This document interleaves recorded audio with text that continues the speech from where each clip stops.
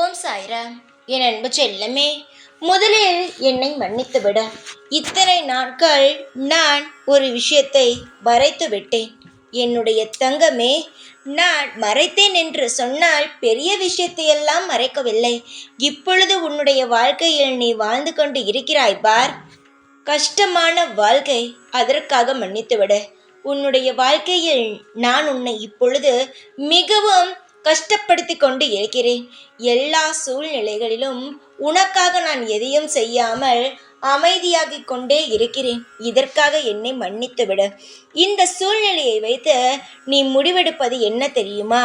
வாழ்க்கையில் நாம் இனி ஒரு நல்ல நிலைமைக்கு போவது கிடையாது.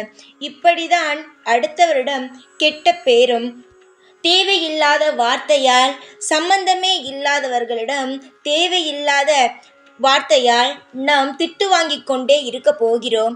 நம்முடைய வாழ்க்கையில் அவமானம் மட்டுமே மிச்சமாக இருக்க போகிறது. இப்படிப்பட்ட புலம்பல்களை புலம்ப வைத்துவிட்டேன். என்னுடைய தங்கமே, நீ நினைக்கிறாய் பார், இப்பொழுது இப்படித்தான் வாழ்க்கை போகும் என்று. இப்படி உன்னை நான் நினைக்க வைத்ததற்கு என்னை மன்னித்துவிட. உன்னுடைய வாழ்க்கையில் இதற்கு மேல் சோதிக்க எனக்கு மனமும் வரவில்லை. அப்படி சோதித்தால் உன்னால் தாங்கவும் முடியாது. அது எனக்கு நன்றாகவே தெரியும். உன்னுடைய நிலைமை மிகவும் மோசமாக இருக்கிறது.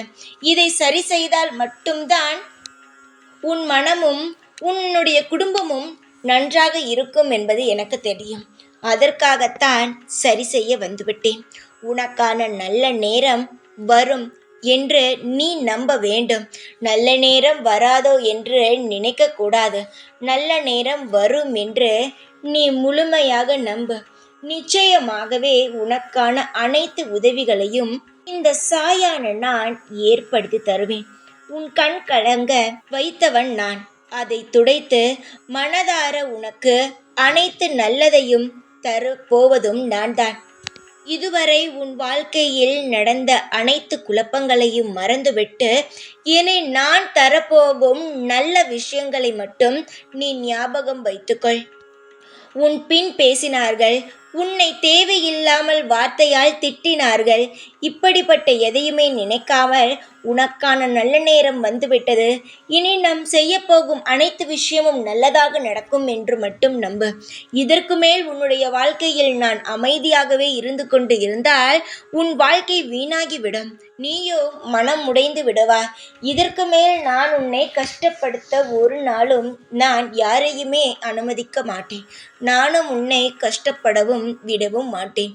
உன் வாழ்க்கையில் இனி வரும் நாட்கள் அதிர்ஷ்டம் நிறைந்த நாட்களாக அமையும். நீ முயற்சி செய்யும் காரியங்கள் நிறைவேறும்.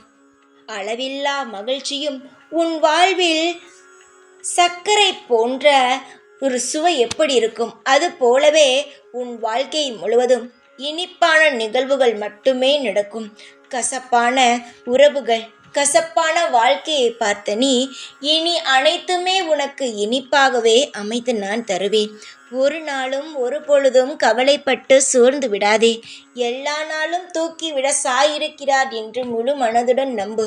உன்னுடைய ஒவ்வொரு ஆசைகளையும் செய்து தந்து உன்னை நல்வழி நடத்தி உனக்கான ஒரு இடத்தை கொடுத்து உன்னை நான் வாழ வைப்பேன். இது வெறும் பேச்சல்ல, நான் செய்ய போகும் செயல். இதற்கு மேலும் நீ சோகமாக இருந்தால் நான் என்ன செய்ய முடியும்? நான் செய்ய போவதை சொல்லிவிட்டேன். இனி நடக்கப் போவதை மட்டும் நீ கவனித்து கொண்டே இரு. அனைத்துமே உனக்கு பிடித்தது போலவே அமையும். உனக்காக எனது துவாரகாய் காத்து கொண்டே இருக்கிறது. நீ விரைவாக வந்து எனது தரிசனத்தை பெற்றுக்கொள். என்னுடைய தரிசனம் கிடைக்குமா கிடைக்காதா என்று ஏங்கிக் கொண்டிருக்கும் பல பேர் மத்தியில் நான் உனது வருகைக்காக காத்து கொண்டே இருக்கிறேன். இனி உனது வாழ்க்கை நீ விரும்பியது போல மாறப்போகிறது. ஜெயிக்கப் போகிறாய். அதை ஆனந்தமாக கொண்டாட காத்து கொண்டு இரு. நீ எப்பொழுதும் நிம்மதியாக இருப்பாய். எப்பொழுதுமே இந்த சாயான நான் உன் கூடவே இருப்பேன். ஜெய் சாய்ராம்.